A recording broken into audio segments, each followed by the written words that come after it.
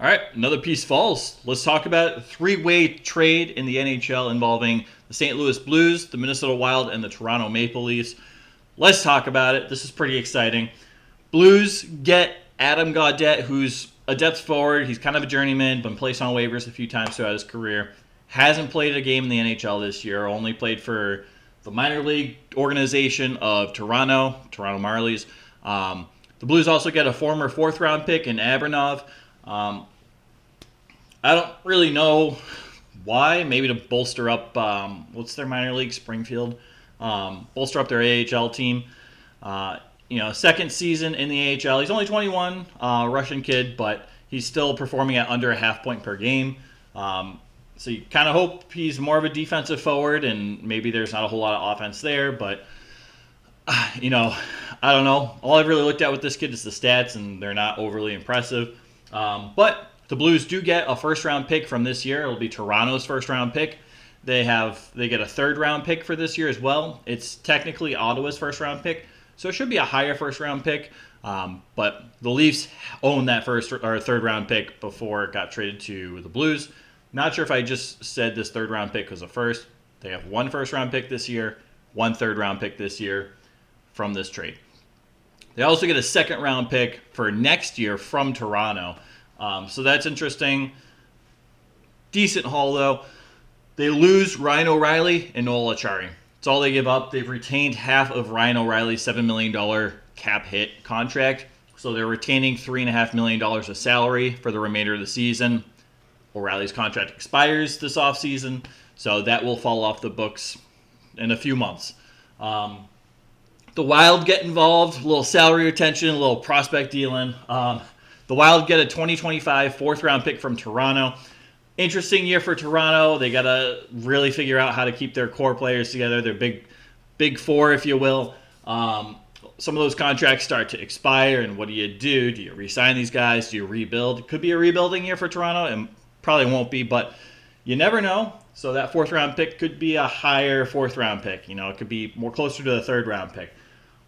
It might not be, though. I mean, who knows? A few years down the line, the Leafs could end up winning the Stanley Cup that year. So I kind of like deferring that pick, though. It's not going to be a good fourth-round pick this year and probably in the next couple of years while they still have Matthews, Marner, Tavares, Nylander, all those guys under contract. But they also lose Josh Pilar. He's, probably at most top or bottom six NHL forward potential. If that, projecting more to be along a fringe NHL player, maybe more of a depth forward, such as an Adam Gaudette. He's playing the WHL. He's unsigned, former fourth-round pick from the Wild.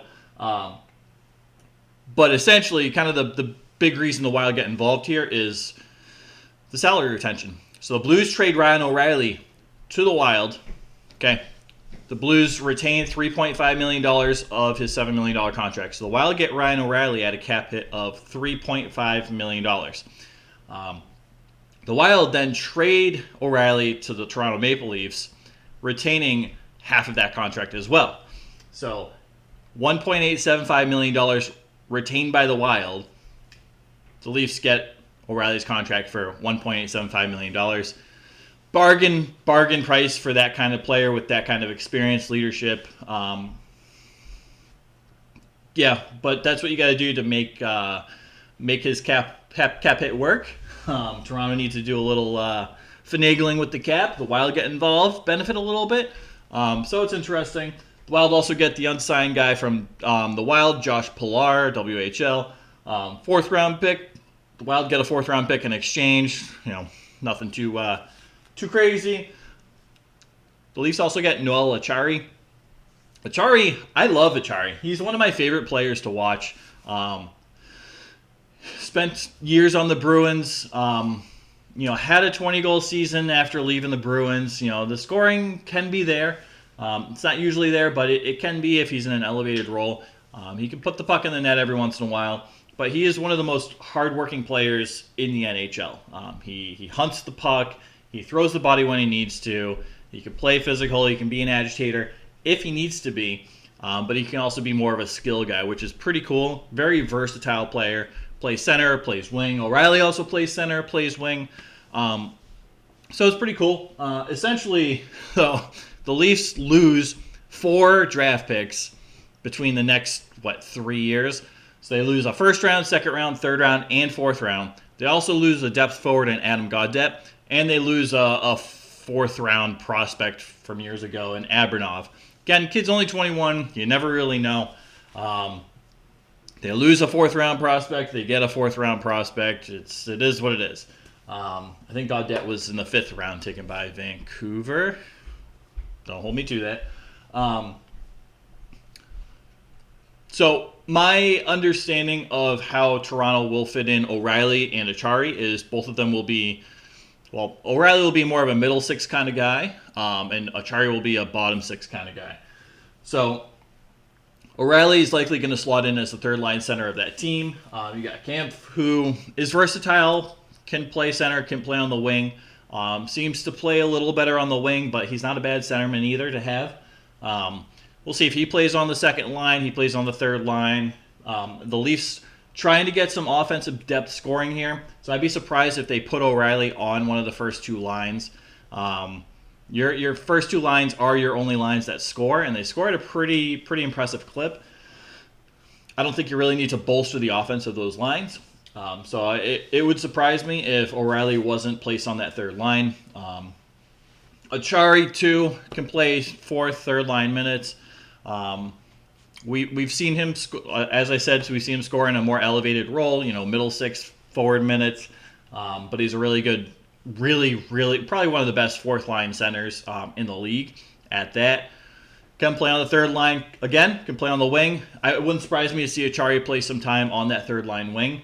And it really helps out their their offense. They've addressed their needs, which is impressive. Goaltending is fine. There's questions with the goaltending this offseason, but nobody's worrying about that in the Toronto organization. It's win now, which is probably how it should be. The defense has been fine. It hasn't played all that poorly. The offense is okay. The first 2 lines are excellent, but that's really where it ends with their offensive production. Their first line plays very good defense. Their third line, fourth line play okay defense. You kind of get a little lost in the defensive zone with that second line with Nylander and Tavares. So that will help with the defensive play, but both these guys can put the puck in the net. O'Reilly having a significantly down season this year. We don't know his scenario in St. Louis. We don't know if it was a locker room thing, if there's a rift between him and a teammate. We don't know if there's something with O'Reilly that's going on outside of hockey. So that will really be telling as to O'Reilly's production throughout the rest of the season. If he's more productive, it's probably an issue with St. Louis. If he's about the same or less productive, probably a personal issue he needs to figure out outside of hockey, which, those can be rough. So it's interesting, but honestly, we're not too long ago from the season when O'Reilly won the Selke Award as the best defensive forward in the NHL. Won a Stanley Cup with the St. Louis Blues. He was a key piece in that and won playoff MVP that year. He's a very solid player, and even if he's not scoring, he's a guy that can provide leadership. He can provide a lot of playoff experience and really understands what it takes to make a run towards the Stanley Cup in the playoffs, which Toronto hasn't really done the past, I don't know, it's been a long time. Got to get out of the first round, Toronto. And I think this really helps Toronto make a push to get out of that first round and make a run. Probably going to play the Lightning in the first round. That's going to be a tough matchup. More likely than not going to have to play Boston in that second round. Also going to be a very tough matchup. So they're going to need all the pieces they can get. And I think O'Reilly and Acciari it's a huge push to that. But, I kind of respect the Blues and what they've been doing. A couple unrestricted free agent guys in O'Reilly and Tarasenko they trade off. They're probably not going to re-sign them. They have plenty of cap space to retain salary to maximize what they get back in return. So they got, first round pick, second round pick, and a third round pick. I'm not too. I feel like these 2 guys were just throwing pieces. You get a depth forward, cool. And you get a guy who may or may not break the fourth line of the NHL one year. Cool. But you get three picks, right? That's pretty solid. Tarasenko trade, you also get a first round pick. So the Blues have 3 first round picks right now. Given 2 of them are probably later picks, Blues have their own, which should be a higher end pick. They have Toronto's, which we'll see if Toronto gets past. If they don't get past the first round again, it's probably going to be like a 20th pick in the first round, which isn't too bad. And then the later of the Rangers and the Stars. One of those teams is likely to make more of a run in the playoffs. So you're looking at a very late first round pick for one of those. But nonetheless, 3 first round picks for the Blues this year to trade off a couple of guys who they're probably not going to re-sign this offseason. It's pretty impressive asset management. So you can say the Blues got fleeced. You can say the Leafs got fleeced. I don't really think either team necessarily got fleeced. I think it's a pretty fair deal. Blues are just looking to get something in return for playoff players they're not going to be able to retain. The Leafs are looking to make a playoff run now. They get, O'Reilly is a great third line. So they get a lot of depth scoring. They get some defense. They get a couple guys that can play a more gritty playoff style game. And know what it takes to win in the playoffs. Both of these guys have had playoff success with their teams. I think both really do well in this trade. Obviously, we'll have to see, how all this turns out on the Blues side. That could take years. But I'd say for the most part, it's a pretty fair trade-off. You don't see the Blues getting an overpayment for Riley. It's kind of an overpayment, but at the same time, O'Reilly and Acciari are a rental. You have to remember that's 2 players, both of which have scored 20-plus goals in their career at one point or another. So they're not poor players, right? It's a pretty decent return for a couple rental guys. We don't know if Toronto's going to be able to re-sign either of these guys this offseason. I probably would be surprised if they didn't sign Acciari. O'Reilly, we'll see. He could take a discount, try to win a cup in Toronto. We'll see with that, how much of a discount he takes, how much cap space Toronto is willing to free up to re-sign these guys. But it's interesting. I think it's a pretty fair deal, honestly. I know there's really a lot of articles in both directions saying the Leafs won or the Blues won. I can't pick. I think it's pretty fair. Let me know what you guys think, though. Who won this trade? It's the Minnesota Wild, giving up a 4th-round prospect to get a 4th-round pick back and maintain just under $2 million of salary for Ryan O'Reilly.